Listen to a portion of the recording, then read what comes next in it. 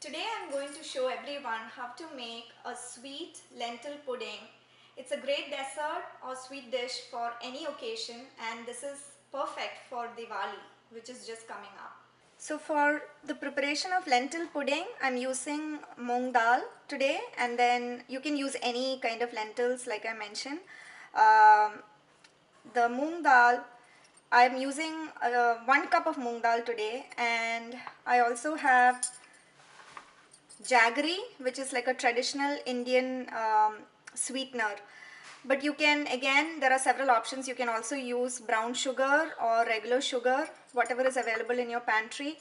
I have some coconut milk, which I'm going to add. 1 cup of coconut milk. You can use any brand. I have the Whole Foods brand here, but again, you can use any brand of coconut milk. Unsweetened is what I prefer, but depending on your preference, if you're only able to find sweetened, that's fine. If you're able to get unsweetened, I think that would be best to use.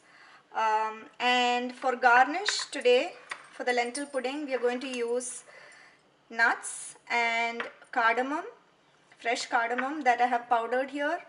And when I'm talking about the nuts, you can use any kind of nuts. You can use cashew nuts, you can use almonds, you can use pistachios, but I'm going to stick to the traditional cashew nut raisin combination. So for garnish, we are going to use the cashew nuts, raisins, and the powdered cardamom. So here I have moong dal or lentils, um, and that's the main ingredient for the lentil pudding. You can use any lentils, whatever is available in your pantry. I prefer the moong dal. So what we are going to do is, just for ease of cooking, it's always better to soak the moong dal for at least 10 to 15 minutes before we put it in a pot and add water to it and start cooking. The proportion I use for moong dal for cooking the moong dal is 1 cup of moong dal equals 2 cups of water, and generally that's the thumb of rule I follow, but you can always like wait and then add a little bit more water according to your taste and the consistency you want your lentils to cook. So I like a pasty consistency for the pudding, so I generally look at the lentils and then add some more water if it's required.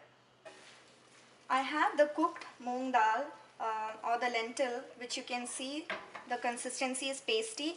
I'm going to add a little bit of water. This is about 1 cup of water that I'm adding, and then I mix it up, break up the clumps. So now that I have broken up all my clumps of the cooked lentils, I have here 1 cup of brown sugar or jaggery.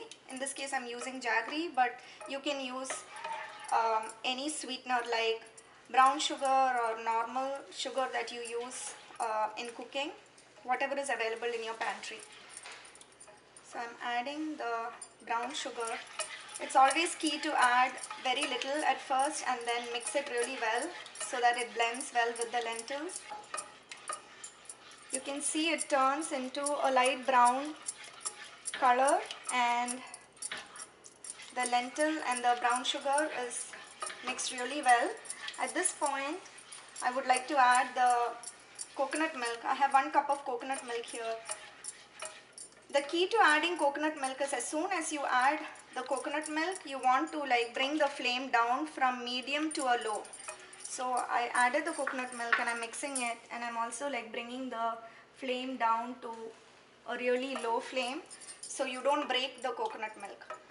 It's very important that you have the low flame when you're adding the coconut milk. As soon as it starts simmering, we can turn it off and then we can add our garnish.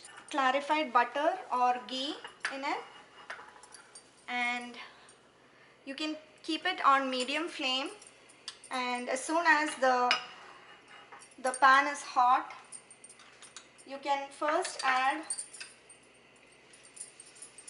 the powdered cardamom seeds.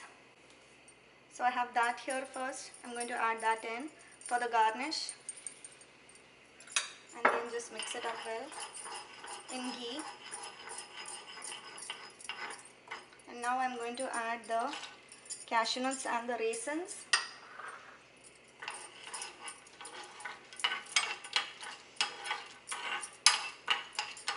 you want to turn it off. You want to turn the flame off when the cashew nuts turn a light brown and when the raisins start to plump up a little bit.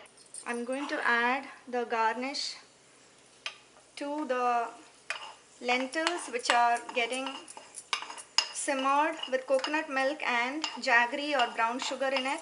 I'm going to add all of the garnish into here.